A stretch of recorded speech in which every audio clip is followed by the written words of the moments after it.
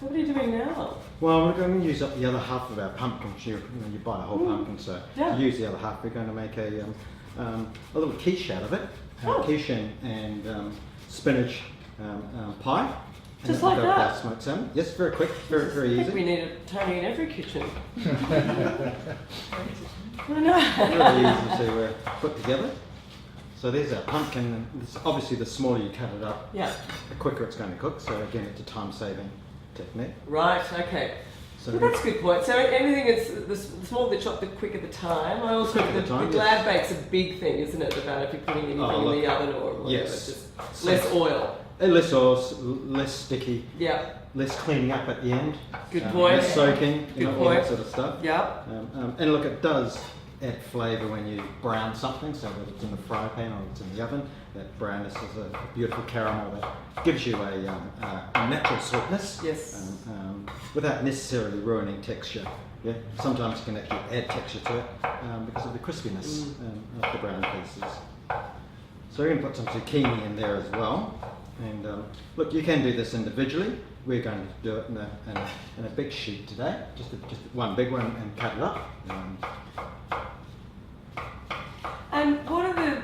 That's a really interesting tip, Anthony, about looking at if you're going out to a restaurant that you check out online, because everything's online now, so you can actually see what the menu is, and already sort of going, well, that's what I'm going to have, and that's kind of the leanest thing I can have. And any other sort of tips you have when you're sort of going out, because we're all very social? Well, decide whether you're going to have a dessert or not have a dessert. Maybe it's an entree and a main. Leave the dessert out. Okay. Because, there's not a lot of user-friendly desserts out there. No, there's not.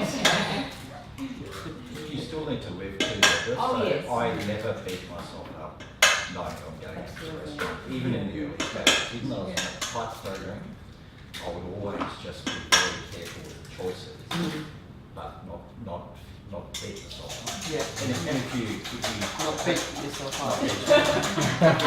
I'm kidding. That was time.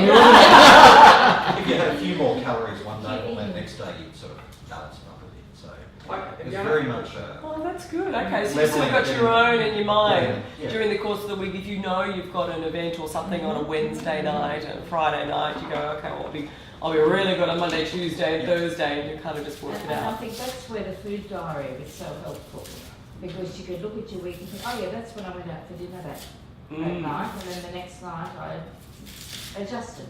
Yeah, so keeping the food diary I found was really good, because it made me more aware of what I was consuming. Yeah. One of the things I often tell my patients is that you can't be perfect all the time, but you can buy calories with additional exercise.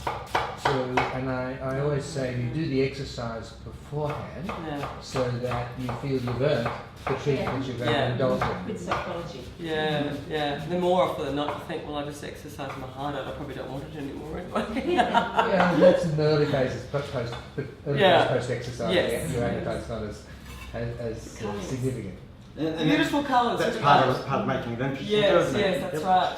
Jeff, Gorgeous. That's so true. Every single morning I walk for an hour and really enjoy it. And yes, we're not every the other opposite. day I have probably 6 1-hour sessions during the week, so there'll be like 11 to 12 1-hour sessions, and that is a really good balance to get calorie in, calorie out.